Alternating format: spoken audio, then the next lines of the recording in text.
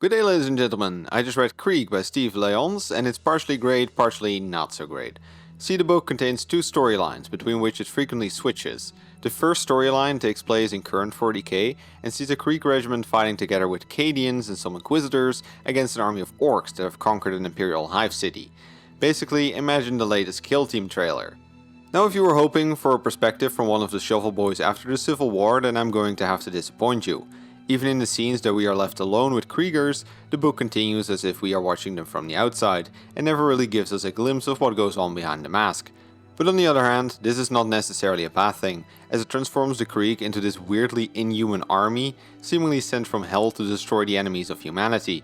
They never remove their masks, don't speak unless questioned, ride on weird ironclad demon horses, and seemingly have no emotions or sense of self-preservation whatsoever. The one thing the storyline does very well is hyping up the Kriegers, but sadly it also has some major flaws. For one, the Krieg mainly look impressive because the orcs are extremely forgiving enemies.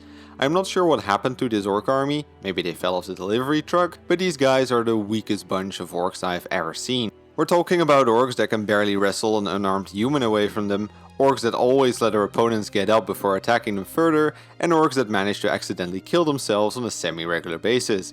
This is definitely not the best book to read if you're a fan of our beloved greenskins. But that aside, it really just frustrates me because the book doesn't need this. Seeing the Kriegsmen charge over no man's land on their demon horses, or seeing Kriegsmen walking around the camp like robots already made them cool enough. Putting them against such pathetic enemies doesn't really improve or change the portrayal of the Krieg in any meaningful way, so I would have preferred it if the book hadn't done this. Furthermore, the story doesn't really contain any interesting characters or plot elements outside of some very simple symbolic interactions with the other storyline. Truly, the only thing this story is good at is to show you how cool and freaky the Kriegers are, but you more or less get this after the first 50 pages. Nevertheless, the author decided to let more than half of the book take place in this slog of a timeline. This is one of those books where I found myself counting the pages until we return to the planet Krieg again, which is rarely a good thing. Conversely, the other story is actually really cool. We start off on an idyllic world with fields of green and lovely sunsets. A world noteworthy in the fact that it has never seen war on its surface. Yes, friends, after an impressive introduction in which we see the Ordo Hereticus make first contact with the Kriegsmen after the planet had been declared dead, this is the Krieg that we are introduced to. In this story we follow Colonel Jurten, who quickly becomes the leader of the Loyalist faction after the rest of the planet has decided that the Imperium is not worth fighting for. Throughout the story we see both him and the world around him become more and more like the Krieg we know today. Every day of warfare the planet becomes a little shittier.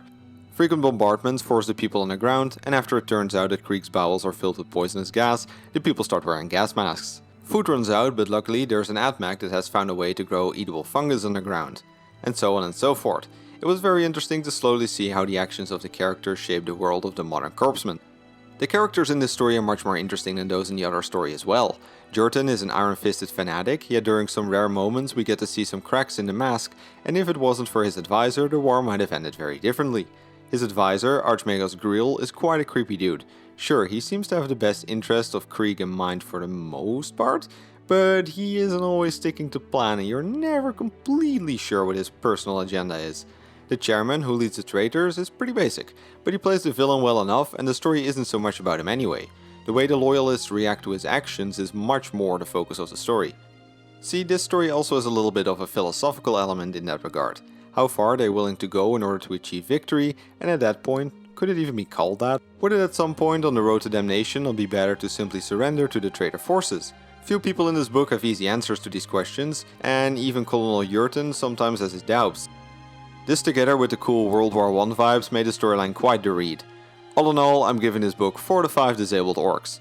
The Krieg Civil War makes for a very interesting storyline, but unfortunately, the mediocrity and the trolling orcs of the other story really drag the novel down. If these were separate novels, I'd rate the former 5 stars and the latter 3 or maybe even 2. But together I'll keep it at 4.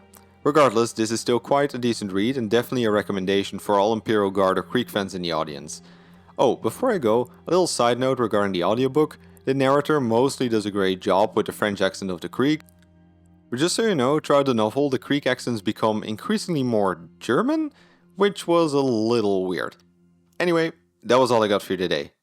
If you liked this video, please consider subscribing and click ringing the bell to appease the Great Horned Rat. For more lore content, please check my main channel and leave any book recommendations in the comments down below. I gotta get back to reading the next book.